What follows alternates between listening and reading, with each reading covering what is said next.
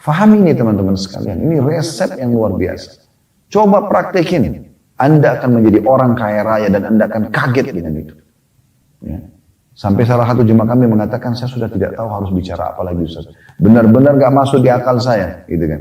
Sedekah ini gak masuk di akal saya. Begitu saya keluarin, makin banyak saya keluarin, makin melimpah yang datang dari sisi Allah Subhanahu wa Ta'ala.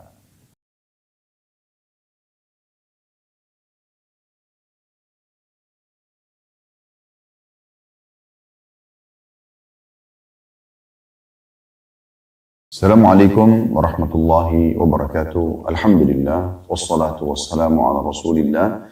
Segala puji dan puja kehadirat Allah subhanahu wa ta'ala, juga salawat dan taslim kepada Nabi besar Muhammad sallallahu alaihi wa ala alihi wa sahbihi wasallam.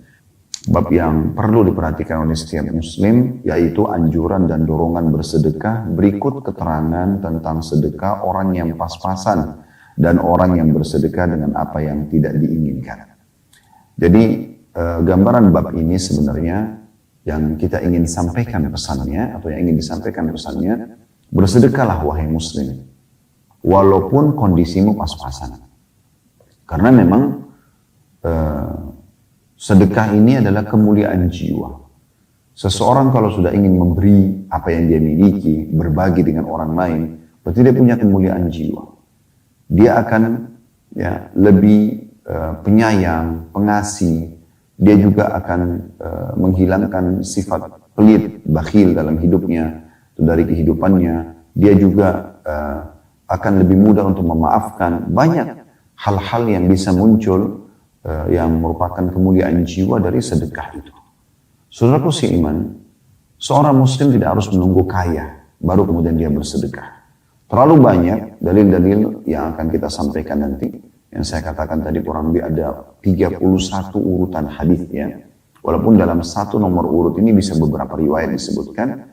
Artinya ada puluhan hadis yang berbicara tentang anjuran bersedekah walaupun kondisi kita pas-pasan. Dan ini merupakan anjuran dalam agama. Jadi tidak menunggu kita kaya raya. Mungkin Anda masih mengingat hadis Nabi SAW yang pernah kami sampaikan. Yang kata Nabi SAW, siapa yang membangun rumah, ya Allah di muka bumi, maksudnya masjid, ya, maka Allah akan bangunkan baginya istana di surga. Ada seorang sahabat mengatakan, ya Rasulullah, tidak semua orang mampu membangun masjid. Karena dalam pikiran sahabat ini harus memiliki dana atau anggaran yang cukup untuk membangun satu masjid. Satu orang satu masjid. Maka Nabi SAW berikan gambaran dan meringankan permasalahan ini sambil mengatakan atau meringankan tuntunan dan atau anjuran ini. Kata Nabi SAW, Allah akan memberikan pahala ini kepada siapapun yang bersedekah membangun rumah Allah di muka bumi walaupun seperti sarang burung. Artinya sesuai dengan kemampuanmu. Walaupun kamu tidak mampu untuk membangun utuh semuanya, misalnya bangunan satu masjid 1 miliar, Anda cuma punya 100.000 rupiah, 1 juta rupiah, 50.000 rupiah, 1.000 rupiah pun, 500 rupiah pun, kalau cuma itu kemampuan Anda dan Anda berikan, sumbangkan di kotak amal yang nanti akan dipakai untuk pembangunan masjid, maka sudah cukup Anda akan mendapatkan istana di surga. Sesuai dengan kemampuan kita tentunya. Maka ini menjawab dengan sangat jelas dan gamblang kalau seorang muslim tidak menunggu untuk menjadi kaya raya dulu baru sedekah. Demikian juga dengan hadis tentang buka puasa. Kata Nabi SAW, siapa yang membuka puasakan orang yang berbuka puasa, atau siapa yang membuka puasakan orang yang berpuasa, maka dia akan mencapai atau mendapatkan pahala orang yang dibuka puasakan tersebut tanpa mengurangi sedikit pun dari pahala orang yang sedang dibuka puasakan. Maka ada sahabat yang mengatakan, ya Rasulullah, tidak semua orang mampu membuka puasakan orang. Mirip tadi kasusnya, sahabat yang bertanya ini berpikir dia harus menyiapkan makanan yang lengkap. Dan mungkin satu porsi makanan, anggaplah kalau kita tarik di hari kita sekarang ini, mungkin yang ideal bisa antara 20.000 sampai 30.000 rupiah. Sudah ada nasi dan lauknya serta sedikit sayur misalnya. Maka sahabat ini berpikir, kalau untuk mengejar pahala membuka puasakan orang berarti harus makanan lengkap. Apa jawaban Nabi SAW? Allah akan memberikan pahala ini, bisa mendapatkan pahala membuka puasakan orang, walaupun hanya dengan sebutir kurma, atau susu yang dicampur dengan air, atau setubuk air bahkan. Dan Nabi SAW mengatakan dalam riwayat lain, siapa yang menghilangkan haus seseorang mukmin, di sini maksudnya pada saat buka puasa, maka dia pun akan diberikan minum dari telagaku pada hari kiamat. Atau kama qala Nabi SAW. Jadi mudah sekali sebenarnya untuk meraih pahala sedekah ini. Sementara sedekah ini kalau rutin Anda kerjakan, banyak sekali manfaatnya. Ya. Dia bisa memperbanyak harta Anda. Ya. Karena kata Nabi SAW, dalam hadis ya, mana qasamalu min sadaqah, tidak akan berkurang harta karena sedekah. Ya. Tapi dia akan bertambah. Kemudian juga dalam surah Saba, surah nomor 34 ayat 39, Allah memastikan, a'udzubillahi minasyaitonir rajim, wa ma anfaqtum min syai'in fahuwa yukhlifu. Ya, apapun yang kalian infakkan di jalan Allah, maka pasti dia akan menggantikannya. Misalnya. Kemudian juga jelas sekali bagaimana hadis-hadis yang akan kita bahas di bab ini yang akan Anda dengarkan, semuanya menggambarkan sedikit sedekah pun yang penting ikhlas akan mendatangkan respon dari Allah Subhanahu wa taala. Allah akan balas dalam bentuk rezeki di dunia, Allah juga akan memberikan dalam bentuk pahala yang besar pada hari kiamat. Dan berapa banyak orang yang kena penyakit kronis bisa sembuh dengan sedekahnya. Berapa banyak orang yang punya permasalahan berat bisa selesai dengan sedekahnya. Dan itu semua tergabungkan dalam sabda Nabi sallallahu alaihi wasallam, as-sadaqatu tudfi'u ghadabur rabb. Sesungguhnya sedekah bisa meredam murkanya sang pencipta Allah. Jadi hukuman dari Allah akan hilang dengan kita bersedekah. Oleh karena itu teman-teman sekalian, di awal judul kita ini perlu sekali untuk difahami oleh setiap muslim. Perlu sekali untuk difahami oleh setiap muslim. Kalau sedekah adalah anjuran dalam agama walaupun dia belum mencapai derajat orang-orang kaya. Tapi dia boleh bersedekah dengan apa yang dia miliki. Bahkan pernah ada sebuah riwayat yang sangat luar biasa di mana seorang sahabat menyumbang dengan 100 dirham dan yang satu dirham. Lalu Nabi SAW mengatakan, Allahu Akbar, 1 dirham mengalahkan 100 dirham. Maka seorang sahabat mengatakan, ya Rasulullah, bagaimana kami memahami ini? Ya. Karena jelas-jelas secara kuantitas 100 sama 1 beda. Maka kata Nabi SAW, karena orang yang bersedekah dengan 1 dirham tidak punya kecuali itu, maka Allah menghitung dia bersedekah dengan seluruh hartanya. Sementara orang yang menyumbang 100 dirham, dia punya banyak harta. Maka jadi kecil nilainya. Jadi misalnya, Anda hanya punya 2.000 rupiah. Anggap Anda susah sekali. Lalu Anda bersedekah dengan 2.000 rupiah. Allah bukan menilai 2.000 rupiahnya, tapi Allah menilai itu adalah seluruh harta yang Anda miliki. Dibandingkan orang yang menyumbang 100 juta, tapi dia punya ya mungkin 10 triliun, 20 triliun. 100 juta itu kecil sekali. Ya. Maka di sini kemahaadilan Allah Subhanahu wa taala. Oleh karena itu teman-teman sekalian, selalu rutinkan sedekah karena manfaatnya sangat banyak sekali. Ya. Sebagian salaf mengatakan sedekah itu bisa menghilangkan 70 bab masalah atau musibah dalam kehidupan kita. Dan saya juga sudah pernah membedah, Anda bisa kembali ke playlist YouTube, bedah buku keajaiban sedekah, dan itu pernah kami jadikan sebagai materi tabligh akbar. Anda bisa dengarkan bagaimana statement para ulama salaf tentang masalah sedekah itu dan bagaimana banyaknya dalil tentang motivasi untuk bersedekah baik dari ayat-ayat Al-Quran ataupun hadis Nabi alaihi salatu wassalam. Demikian juga dengan kisah orang-orang yang banyak keluar dari permasalahannya justru karena bersedekah. Baik teman-teman sekalian, itu kurang lebih gambaran tentang judul kita dan saya akan coba masuk membahas hadis pertama dalam bab kita ini. Dan di sini ada, saya lihat hadis 1A sampai 1C. Berarti urutan pertama hadis dalam bab ini ada 3 buah riwayat. Dan urutan pertama hadis ini adalah urutan 856 dari awal belajar. Dengan sanad sahih 1A-nya dari Abu Hurairah radhiyallahu anhu, dia berkata, Rasulullah sallallahu alaihi wasallam bersabda, "Man tasaddaqa bi'adli tamratin min kasbi thayyib ولا يقبل الله إلا الطيب فإن الله يتقبلها بيمينه ثم يربيها لصاحبه كما يربي أحدكم فلوه حتى تكون مثل الجبل." Hadis ini sahih riwayatkan Bukhari, Muslim, An-Nasai, Tirmidzi, Ibnu Majah dan juga Ibnu Khuzaimah dalam sahihnya. Terjemahannya, kata Nabi SAW, barang siapa yang bersedekah seberat 1 biji kurma dari penghasilan yang baik, dan Allah tidak menerima kecuali yang baik, maka Allah menerimanya dengan tangan kanannya. Kemudian dia Allah menumbuhkannya untuk pemiliknya sebagaimana salah seorang dari kalian merawat anak kudanya sehingga ia menjadi seperti gunung. Hadis ini teman-teman sekalian akan kita paparkan insya Allah ya, di jabaran panjang lebar atau penjabaran yang lebih panjang lebar insya Allah setelah kita bahas atau membaca hadis nomor 1B dan 1C-nya.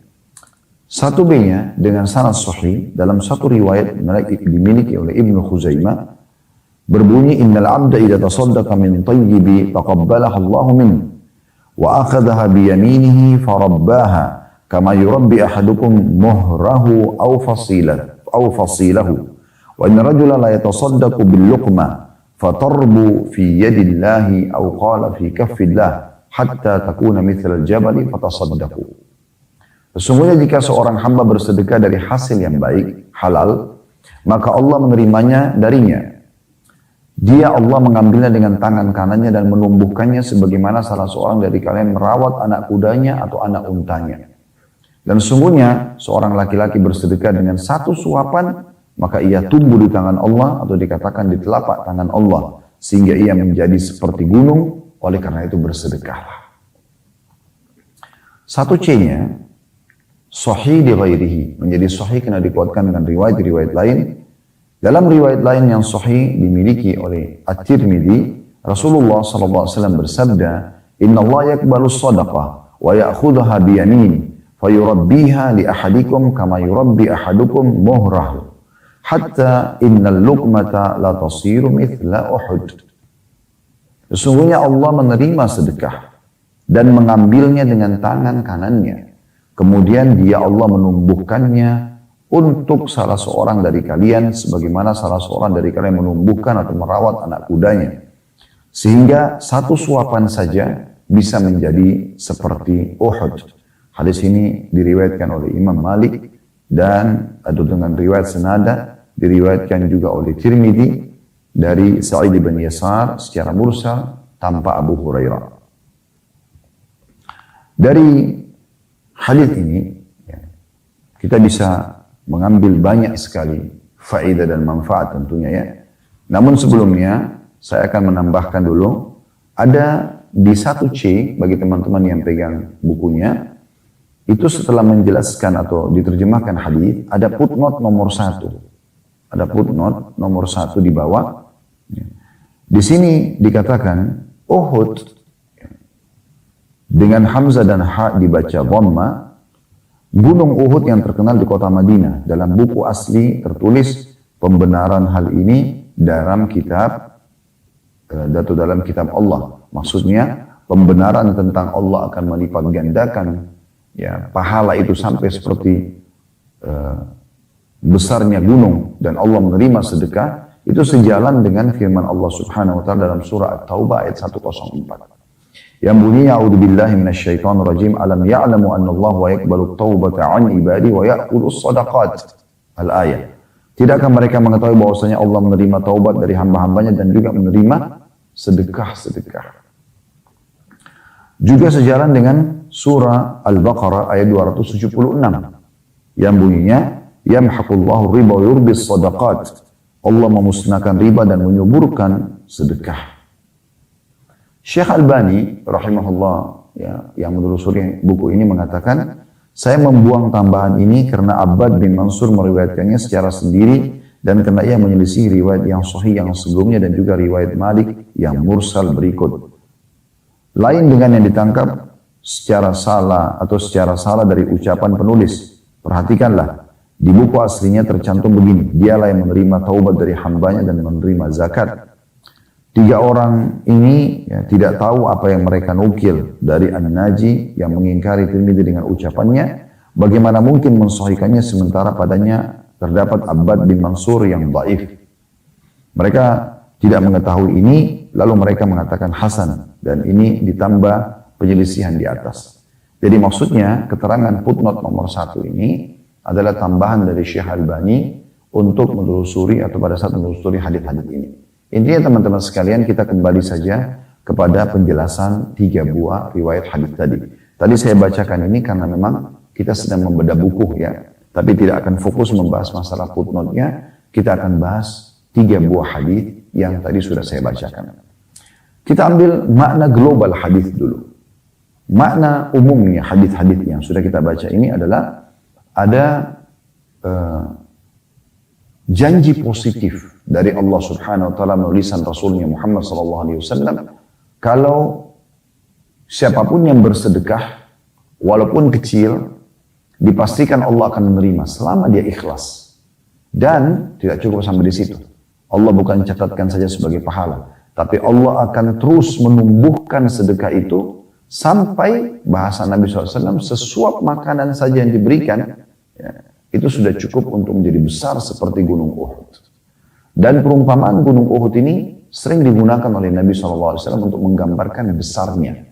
Untuk menggambarkan besarnya. Ya. Jadi walaupun hanya sesuap nasi, ya, sebutir kurma, ya, sepotong roti yang kita berikan kepada orang, kalau ikhlas karena Allah, maka tidak akan kita terima nilainya seperti yang kita berikan tadi, tapi Allah akan terus menumbuhkannya, menyuburkannya di sisinya, ya, kemudian Allah akan berikan bahkan bisa sesuap, bisa sebesar gunung Uhud. Dan itu hitungannya kilometer ya, diameternya itu sangat besar gunung Uhud tersebut.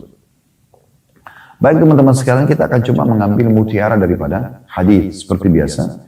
Yang pertama, anjuran untuk bersedekah, memperbanyak sedekah. Ya. Anjuran memperbanyak sedekah. Diambil daripada potongan sabda Nabi SAW, man tasaddaqa bi'adli tamratin. Siapa yang bersedekah walaupun hanya dengan sebutir kurma, ya. Kemudian juga diambil daripada potongan hadis Nabi SAW di satu C-nya, tadi itu potongan satu ayat. Potongan satu C, innal luqmata la tasiru mithla Uhud. Sesungguhnya sampai satu suap pun bisa menjadi besar seperti gunung Uhud. Berarti ini ada anjuran dan motivasi untuk bersedekah, ya. Jadi ini poin harus digarisbawahi baik-baik karena memang ini ada penekanan sekali agar kita selalu bersedekah. Bahkan selalu kami anjurkan dan semoga Allah Subhanahu wa taala memudahkan kami orang yang pertama melaksanakan, bukan cuma mengucapkan, baru kemudian teman-teman semua tentunya kami harapkan bisa mengamalkan. Jangan luput hadis Bukhari di mana Nabi SAW mengatakan setiap hari atau setiap pagi kalau seorang hamba tiba di pagi hari seperti tadi misalnya kita tadi pagi, maka Allah turunkan dua malaikat dan dua-duanya berdoa. Yang satu mengatakan, ya Allah lapangkan rezeki orang yang bersedekah. Jadi sedekah yang didoakan, ya bersedekah. Dan yang satu lagi mengatakan, ya Allah binasakan orang yang bakhil atau tidak mau bersedekah. Dan kata Ibnu Hajar rahimahullah tentang potongan hadis Nabi SAW dan doa malaikat hancurkanlah atau binasakanlah orang yang bakhil.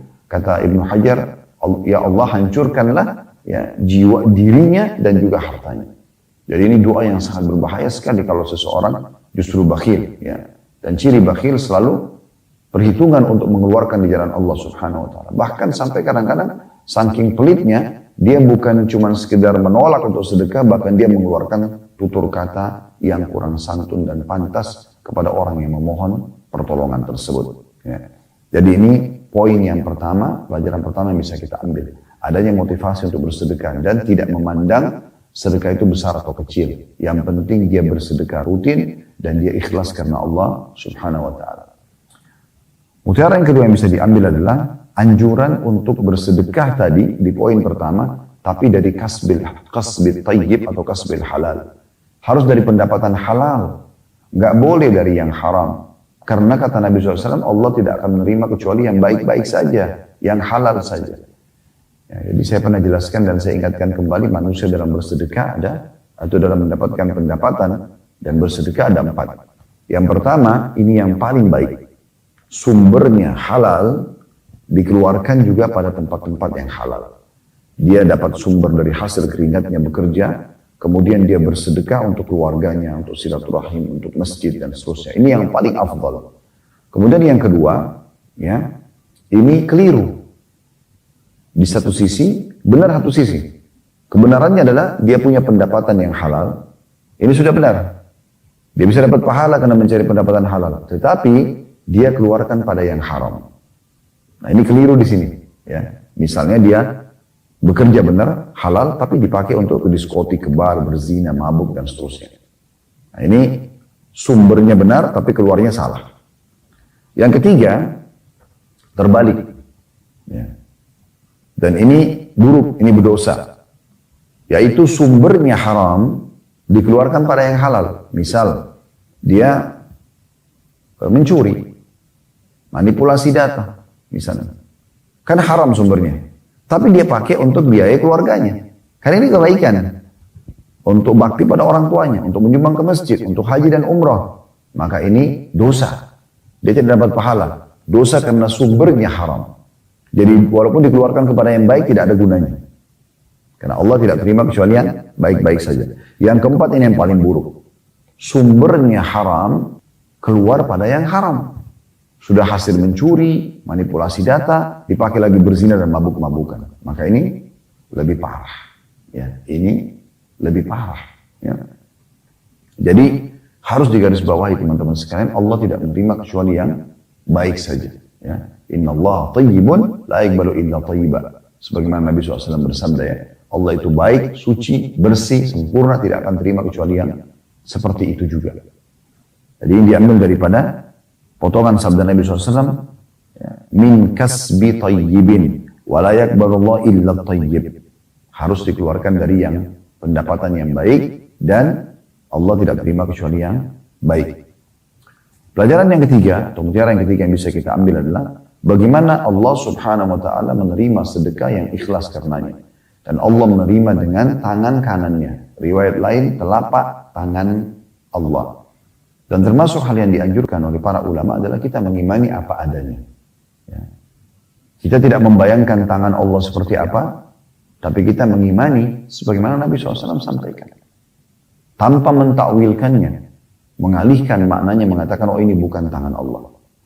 Allah menerima dengan tangan kanannya, begitu Nabi SAW sampaikan, kita imani apa adanya. Tanpa harus menginterpretasikan, tanpa harus mentakwilkan, tanpa harus menolaknya, tanpa harus menyerupakan dengan makhluknya. Ya, kita kembali kepada firman Allah Subhanahu wa taala, "Laisa kamitslihi syai'un wa huwas samiul basir." Allah tidak ada yang menyerupainya dan Dia Maha mendengar juga Maha melihat. Ya. Jadi Allah menerima semua sedekah dengan tangan kanannya, kemudian Allah menumbuhkannya. Tapi ini pelajaran ketiga adalah disebutkan Allah menerima dengan tangan kanannya. Pelajaran yang keempat atau mutiara yang keempat teman-teman sekalian, bahwasanya sedekah yang dikeluarkan itu akan ditumbuhkan oleh Allah Subhanahu wa taala. Dan digambarkan dalam hadis-hadis ini bagaimana Allah Subhanahu wa taala menumbuhkannya sebagaimana juga seseorang di antara kita membesarkan anak kudanya. Ya, biasanya anak kuda itu kalau mau dibesarkan butuh perawatan khusus, ya. Diberikan makan. Umumnya lah hewan-hewan juga ternak, ya, kambing, sapi sama, ayam. Kita kalau dari kecil kita kan butuh perhatian khusus yang memberikan makanan-makanan khusus, perawatan, perlindungan dan segala macam sampai dia tumbuh besar. Nah Allah Subhanahu wa taala akan menjaga itu. Diibaratkan oleh Nabi SAW sedekah tersebut dijaga sampai dia akan tumbuh besar. Namun tumbuh besarnya bukan seperti kuda yang mungkin ya dari sekian sentimeter ke sekian sentimeter. Enggak.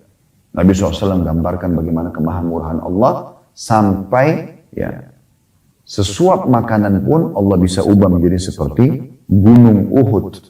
Ya. Diambil dari potongan sabda Nabi SAW, wa inna rajula la yatasaddaqu bil luqmah. Bahwasanya seseorang bersedekah dengan sesuap makanan, fatarbu fi yadillah au fi kaffillah, maka dia akan terus tumbuh di tangan Allah atau di telapak tangan Allah hatta takuna mithlal jabal, sampai menjadi besar seperti gunung. Itu diambil dari potongan hadis 1B-nya, dan di 1C-nya hatta innal luqmata la tasiru mithla Uhud, sampai-sampai sesuap makanan bisa sebesar Uhud.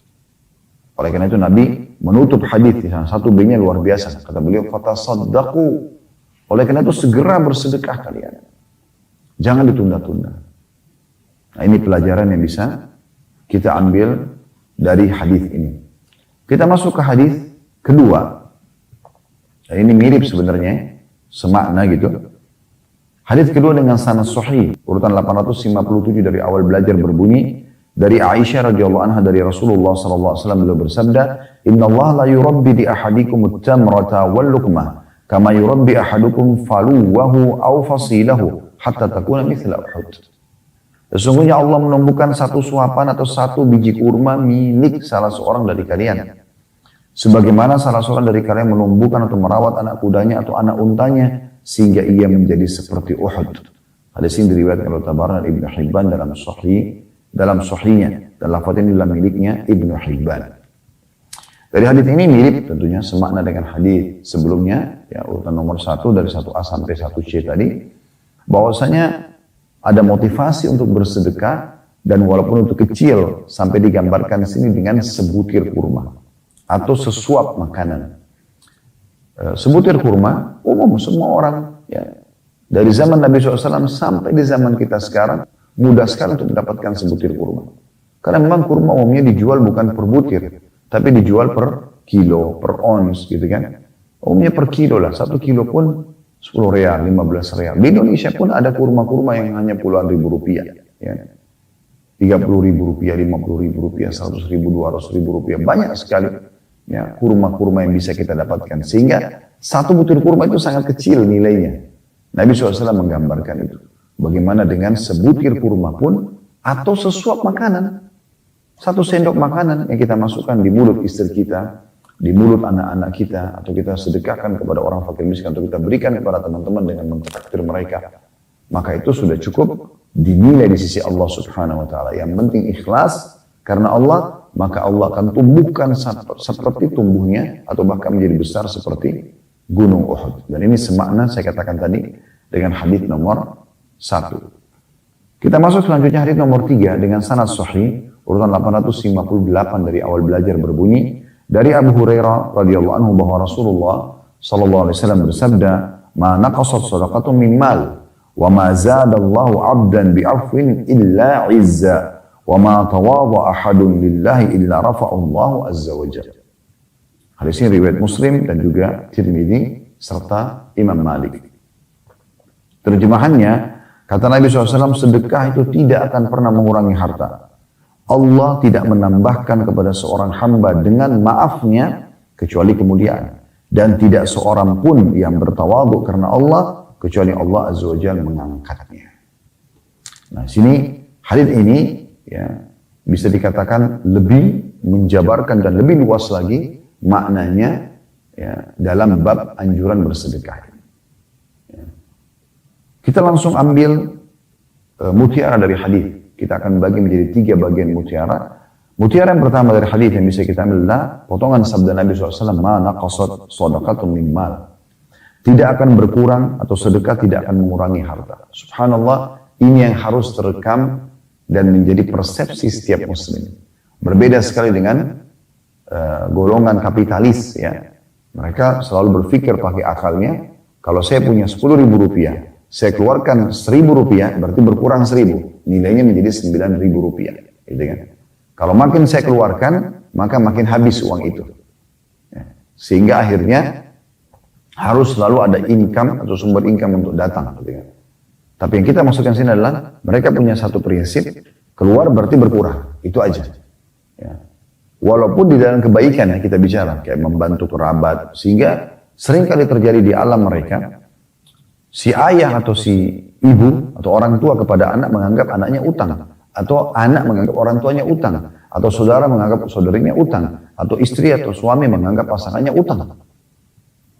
Karena mereka berpikir seperti pikiran kapitalis. Kalau saya berikan, maka habis seperti uang saya. Subhanallah. Inilah yang diperbaikin di mutiara pertama hadis ini. Nabi SAW memastikan, ya, "Ma naqasat shadaqatun min mal." Sedekah tidak akan pernah mengurangi harta. Dalam beberapa athar yang lain, balizdad, tapi akan bertambah. Ya.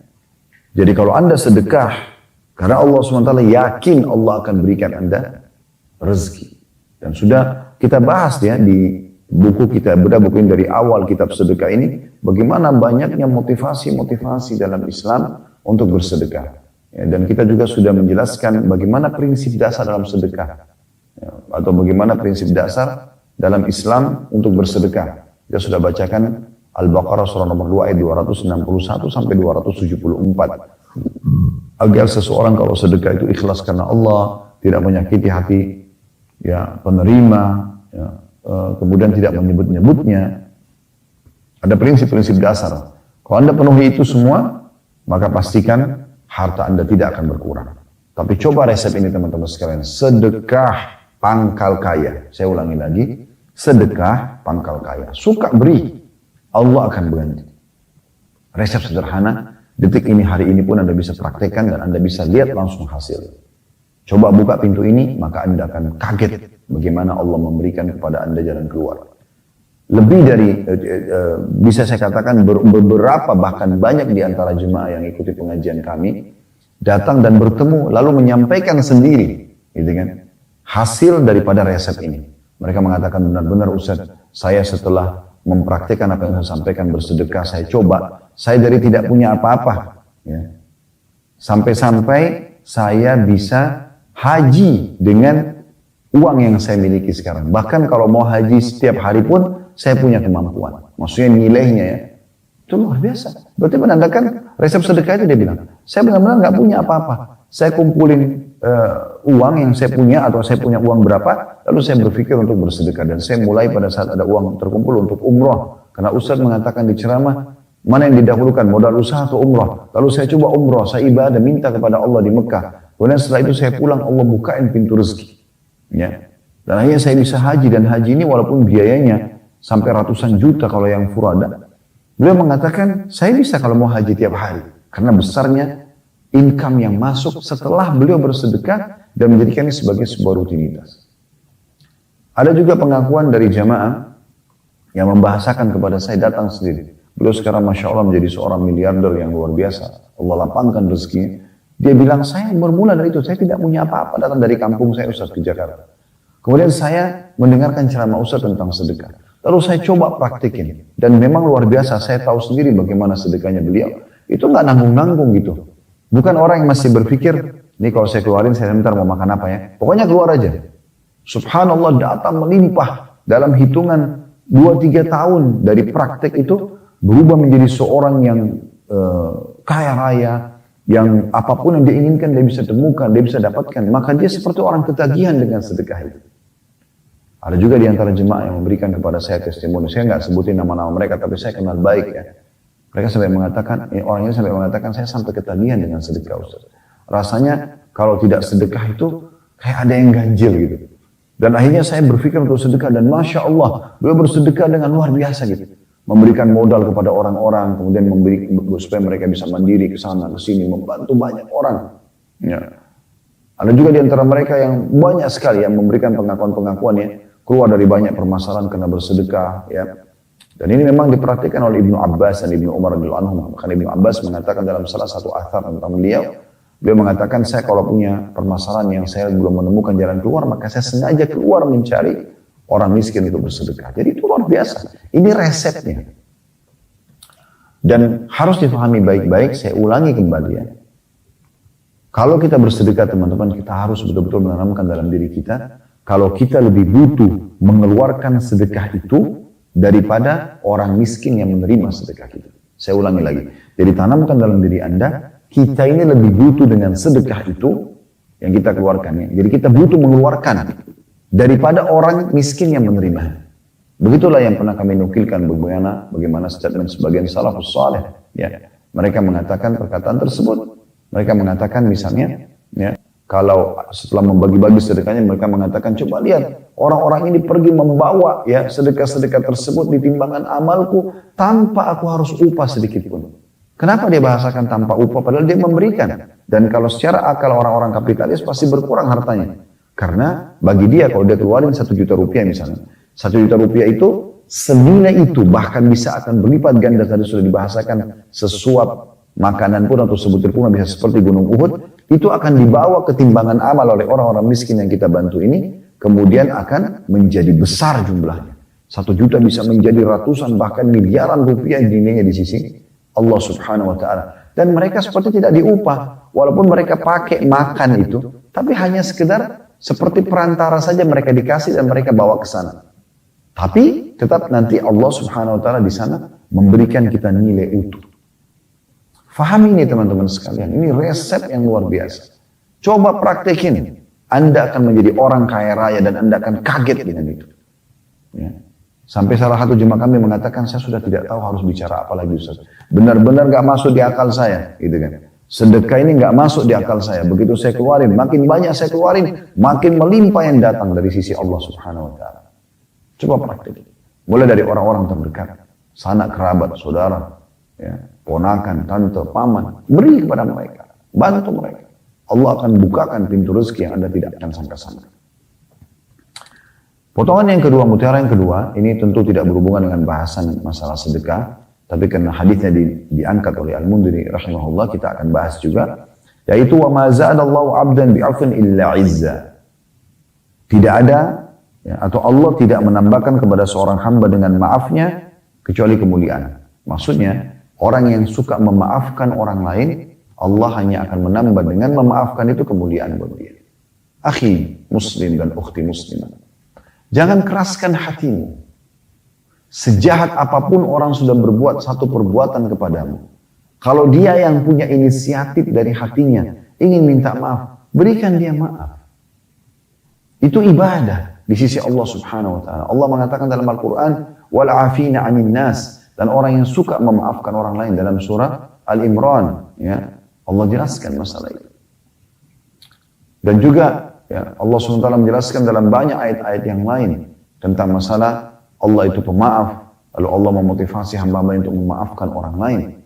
Dan dalam hadis ini penekanan jelas dari Nabi SAW, ya, Allah tidak akan menambah kepada seorang hamba dengan sifat maafnya itu kecuali kemuliaan. Allah akan muliakan dia. Ya. Walaupun kita sangat sakit hati, tapi kalau orang sudah datang, dia sudah mohon maaf, ya udah maafin. Walaupun setelah itu Anda punya hak untuk menjaga jarak misalnya, ya, untuk tidak mengulangi lagi interaksi atau transaksi yang pernah terjadi. Khawatir terjadi lagi pintu-pintu yang tidak diinginkan. Tapi permintaan maaf mereka, kalau mereka sudah ajukan, kenapa tidak diterima? Ya, selesai bagi kita. Tapi tidak ada lagi interaksi. Toh di sini dijanjikan kita akan diberikan kemuliaan oleh Allah Subhanahu wa taala. Ini betul-betul resep awet muda. Resep agar hati kita bersih. Dan kalau hati itu mahkota, ya. Raja di tubuh kita ini. Kalau dia baik, baik semuanya kata Nabi SAW. Kalau dia terganggu, dia rusak, maka akan rusak semuanya. Jadi kecerahan wajah, ya, itu terdampak daripada kebersihan hati seseorang. Terpancar dari kebersihan hati seseorang. Jadi maafkan. Yang ketiga, mutiara dari hadis, wa ma tawadha ahadun lillahi illa rafa Allah azza wajalla, dan tidak seorang pun yang bertawadhu karena Allah, merendah karena Allah, kecuali Allah azza wajalla mengangkatnya. Kecuali pasti Allah akan tinggikan derajat. Apa makna tawadhu? Apakah dia sejalan dengan merendahkan diri, menghinakan diri? Jawabannya tidak. Beda. Tawadhu ini merendah karena Allah. Merendah atau menghinakan diri itu beda. Tidak rumahnya sama Allah Subhanahu wa taala. Allah tidak pernah menyuruh orang mukmin untuk merendahkan dirinya. Gitu kan? Jadi di sini bukan yang dimaksud adalah menghinakan diri, enggak. Tapi bertawadhu artinya merendah. Apa yang Allah berikan kepada kita, kita yakin itu adalah bukan milik kita, tapi milik Allah Azza wa Jalla. Milik Allah Azza wa Jalla. Allah lah yang memberikan melimpahnya harta, pasangan yang menyenangkan, anak-anak yang berbakti, ya, rumah, kendaraan, harta secara umum yang kita miliki, jabatan, nama baik, kesehatan fisik, kesempurnaan fisik, semua ini sama sekali bukan milik kita. Justru kita makin merendah. Contoh yang paling nyata adalah perbuatan Nabi SAW. Selain perkataan beliau juga contohkan. Pada saat beliau masuk dengan 10.000 pasukan, super power di saat itu, masuk menguasai kota Mekah. Ya.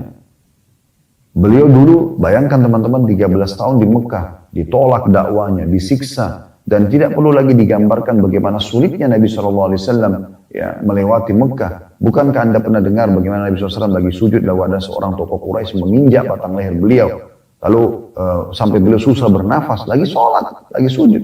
Bukankah Nabi SAW lagi sujud pernah ada tokoh Quraisy yang menuangkan kotoran unta pada tubuh beliau, sehingga Fatimah radhiyallahu anha datang dan membersihkan sambil menangis, ya. Bukankah juga Nabi SAW pernah dikeroyoki oleh orang-orang Quraisy, kemudian Abu Bakar datang membela lalu mengatakan, ya, apakah kalian akan memerangi atau membunuh seseorang yang mengatakan berimanlah kepada Allah? Beberapa kali beliau dicaci maki, katakan penyihir, penyamun, ya, bahkan beliau pada saat ingin berdakwah ke kota Taif, pamannya sendiri Abu Lahab lebih dulu ke kota Taif, lalu kemudian menyampaikan kepada tokoh-tokoh kota Taif, kalau ini ponakan saya lebih kenal dia adalah penyihir, memisahkan antara suami istri dan seterusnya. Maka yang terjadi pada saat itu, teman-teman sekalian, Nabi SAW waktu masuk ke Mekah, dan di depan matanya ini semuanya orang-orang mayoritasnya pemimpin Quraisy yang pernah menyiksa beliau. Lalu beliau masuk ke dalam Mekah dengan kondisi menundukkan ya kepala beliau sebagai bentuk merendah kepada Allah Azza wa Jalla. Walaupun beliau punya kedudukan sebagai nabi, beliau punya kedudukan sebagai raja muslimin pada saat itu. Beliau panglima perang yang sukses. Ya, beliau juga seorang suami yang memiliki beberapa orang istri. Beliau seorang ayah yang memiliki beberapa orang anak. Beliau punya harta rampasan perang, kebun-kebun kurma yang melimpah. Sallallahu alaihi wasallam. Beliau punya banyak pengikut. Tapi beliau masuk ke Mekah bukan dengan kesombongan, tapi justru merendah karena Allah SWT. Disebutkan dalam beberapa riwayat, beliau sampai menundukkan kepalanya, sampai membuat dagu beliau mendekati atau sandar ke dada beliau SAW. Sebagai bentuk merendah kepada Allah Azza wa Jalla. Ya. Beliau tidak pernah menyombongkan diri dengan memamer-mamer kekayaan. Bahkan beliau pada saat menggunakan baju baru saja, ada sahabat yang minta, beliau berikan, beliau buka. Beliau selalu minum bersama dengan para sahabatnya, bahkan dari satu wadah bersama-sama. Jadi ini contoh yang terbaik. Bukankah Allah SWT telah berfirman dalam surah Al-Ahzab, laqad kana lakum fi rasulillahi uswatun hasanatun liman kana yarjullaha wal yawmal akhir wa dzakarallaha katsira. Sungguh pada diri Rasulullah Muhammad SAW suri tauladan buat kalian bagi orang yang ingin bertemu dengan Allah. Dan juga masuk di surga di akhirat sana dan selamat dari api neraka serta ingin berzikir kepada Allah dengan zikir yang banyak. Inilah contoh Nabi SAW. Beliau merendah. Ya. Pepatah bahasa Indonesia kan ada, jadilah seperti padi, makin berisi maka makin menunduk.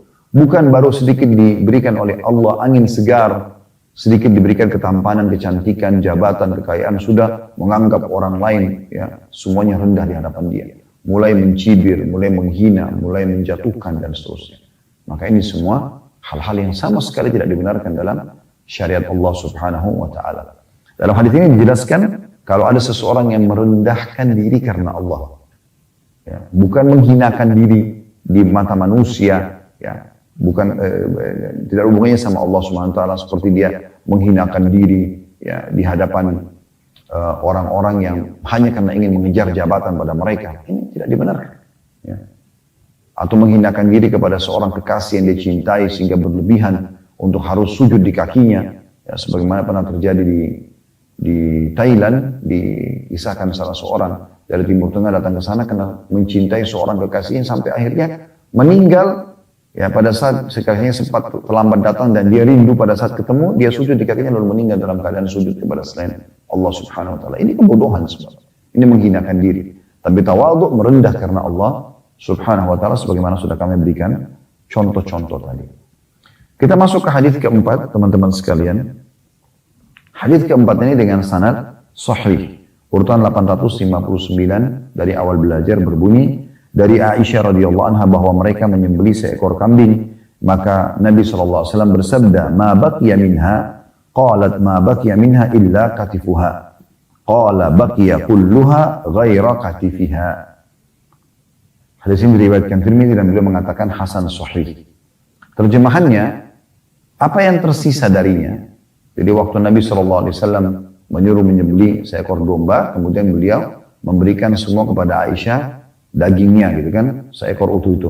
Lalu beliau suruh bersedekah, maka Aisyah pun bersedekah. Kemudian Aisyah sempat ya menyisahkan ya satu bagian pahanya untuk Nabi SAW karena Nabi SAW gemar makan paha kambing.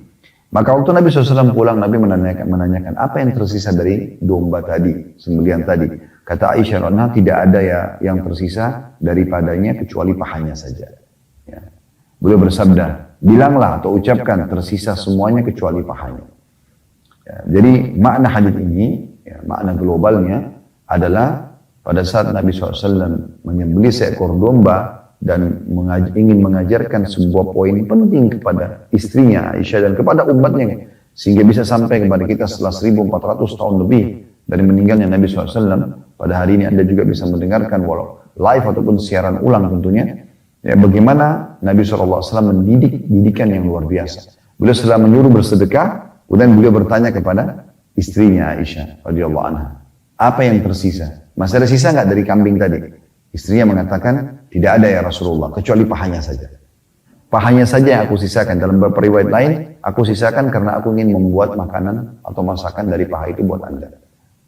Maka kata Nabi SAW, katakan tersisa semuanya yang kamu sedekahkan itu, ya, dan ya, yang maksudnya tertinggal semuanya tetap ada dari apa yang kamu sedekahkan itu. Dan sebenarnya yang akan hilang itu adalah pahanya ini. Karena pahanya ini kita makan saja, tapi yang lain disedekahkan kepada orang lain. Jadi pesan ini penting sekali. Bagaimana Nabi SAW ingin menggambarkan kepada istri beliau Aisyah dan kepada umatnya semua termasuk kita pada siang hari ini, yaitu sedekah saja. Dan sedekah itu justru yang kamu keluarkan yang punya nilai di sisi Allah Subhanahu wa ta'ala. Ya, justru yang kamu makan itu akan habis saja.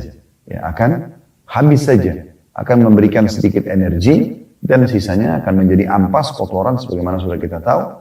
Tapi kalau yang kita sedekahkan kepada orang lain, walaupun nanti ada yang jadi energi juga dan diampas bagi mereka, ya tetapi tetap saja nilainya ada di sisi Allah Subhanahu wa ta'ala. Kemudian hadis selanjutnya, hadis nomor 5, itu pelajaran dulu kita ambil dari hadis keempat. Yang pertama adalah anjuran untuk bersedekah dengan berbagai macam jenis sedekah yang kita mampu. Bisa dengan uang secara langsung, bisa juga dengan makanan, disebutkan tadi ya, suap makanan, bisa dengan buah-buahan, tadi sebutir kurma, ya bisa juga di sini dengan daging mentah ya, walaupun belum dimasak, sehingga Nabi SAW menyuruh membagi-bagi daging kambing. Jadi banyak jalan, mungkin Anda juga bisa bersedekah dengan baju, sabun, sampo, pulpen, kertas, sendal, banyak sekali ya variannya yang bisa Anda gunakan untuk bersedekah. Kemudian pelajaran yang lain yang bisa diambil adalah bagaimana ya seorang mukmin harusnya berkeyakinan ya kalau apa yang dia sedekahkan justru itu yang tersisa, justru itu yang akan dia ambil nilainya dan akan diperlihatkan untuk dia pada hari kiamat, lalu Allah akan lipat gandakan menjadi lipatan-lipatan yang banyak. Kembali kepada hadis pertama tadi ya, bahkan sampai kata Nabi SAW, sesuap makanan pun bisa berubah menjadi seperti gunung Uhud yang besar. Baik, itu dua buah pelajaran dari hadis yang keempat. Kita akan masuk teman-teman sekalian ke hadis yang kelima. Ya. Dan insya Allah kita akan baca sampai hadis ke-6 ya pada kesempatan kita ini. Hadis kelima dengan sanad sahih dan urutan 860 dari awal belajar berbunyi dari Abu Hurairah radhiyallahu anhu, dia berkata, Rasulullah sallallahu alaihi wasallam bersabda, yaqulul abdu mali innama lahu min malihi thalath ma akala fa afna aw labisa fa abla aw a'ta faqtana wa ma siwa dzalika fa huwa dzahibun wa tarikuhu linnas. Hadis ini diriwayatkan oleh Imam Muslim. Terjemahannya, seorang hamba terus berkata, hartaku, hartaku. Padahal dari hartanya dia hanya mendapatkan 3 perkara, yaitu apa yang dimakan lalu ia habis, atau apa yang dipakai lalu ia usang, atau apa yang dia berikan lalu dia menyimpan pahalanya di akhirat nanti. Dan apa yang selain itu, maka ia akan lenyap dan akan ditinggalkan untuk orang lain. Ya, jadi hadis ini memberikan gambaran kepada kita bagaimana pembagian harta itu dalam pandangan Islam. Sekali lagi kata Nabi SAW, banyak hamba yang mengatakan hartaku, hartaku. Padahal dari hartanya dia hanya mendapatkan 3 perkara. Dari seluruh harta dia cuma 3 yang dia bisa manfaatkan. Yang pertama, apa yang dia makan, lalu habis. Dia beli makanan, kan orang sibuk tuh. Beli makanan, belanja bulanan, beras, gula, minyak goreng, segala macam lah. Ya. Atau dia mampir ke restoran, semuanya. Kan harta itu kan banyak ke makanan. Maka itu akan habis, kata Nabi SAW. Atau apa yang dia pakai, beli pakaian. Fashion, banyak orang begitu sibuk beli pakaian, baju, celana, dan segala macam. Dan itu juga akan usang. Ya. Atau apa yang dia sedekahkan. Sehingga dia panen pahalanya pada hari kiamat nanti. Hanya 3 ini keadaannya. Makanan dan minuman atau pakaian. Ini yang umumnya yang banyak orang lakukan. Walaupun tentu ada orang yang beli kendaraan, beli rumah, segala macam. Tapi yang rutin, yang non-stop, itu adalah beli makanan dan beli pakaian. Makanya Nabi SAW berikan contoh ini. Dan ada yang sedekah. Namun ini 2 hal, makanan, minuman, dan pakaian akan habis. Serta sedekah yang akan dia simpan dan dia panen pada hari kiamat nanti. Lalu kata Nabi SAW, ketahuilah, selain daripada ini, itu hanya akan ditinggal untuk orang lain. rumah, ya, kemudian kendaraan, perusahaan. Kalau dia meninggal akan tinggal untuk orang lain. Kalau pakaian kan dia pakai, bisa saja dia pakai sampai usang, sampai sobek, ya. Akhirnya sudah tidak bisa dipakai lagi. Atau makanan dia makan, tidak mungkin dia muntahkan, dia berikan kepada orang lain lagi. Nah ini sebenarnya harta yang dia miliki. Makanan yang dia minum, makanan dan minuman yang dia konsumsi, dan juga pakaian yang dia gunakan sampai usang. Serta yang dia sedekahkan. Nah ini yang dia bisa miliki. Namun di sini penekanannya adalah masalah sedekahnya. Walaupun juga kita bisa memberikan buat diri kita, tentu kebutuhan kita ya. Kemudian Nabi SAW mengingatkan, dan selain daripada itu hanya akan pergi dibagikan untuk orang lain. Hadis yang terakhir yang kita pelajari pada kesempatan ini teman-teman sekalian, hadis ke-6 dengan sanad sahih, urutan 861 dari awal belajar berbunyi dari Ibnu Mas'ud radhiyallahu anhu, dia berkata, Rasulullah SAW bersabda, ayyukum malu warithihi ahabbu ilaihi min malihi. Qalu ya Rasulullah, ma minna ahadun illa malu ahabbu ilaihi. Qala fa inna ma lahu ma qaddam wa malu warithihi ma akhar. Hadis ini diriwayatkan oleh Bukhari dan juga An-Nasa'i. Tentu karena dari riwayat Bukhari maka dipastikan hadis ini adalah hadis yang sahih.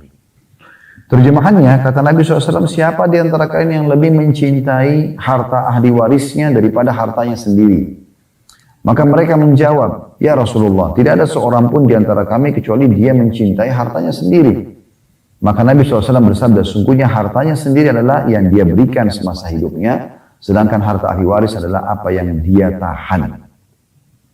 Makna global hadis ini adalah Nabi SAW ingin menyentuh hati para sahabat, ingin menyentuh hati kita semua, agar ayo mumpung kamu punya kesempatan, kamu punya harta, dan ingat bab kita adalah walaupun sedikit bersedekah, walaupun dengan sebutir kurma, sesuap makanan, ya, atau mungkin kita selembar pakaian, apalah, ya, sepasang sandal atau sepatu, semua itu ya, selama kita punya sedekahkan.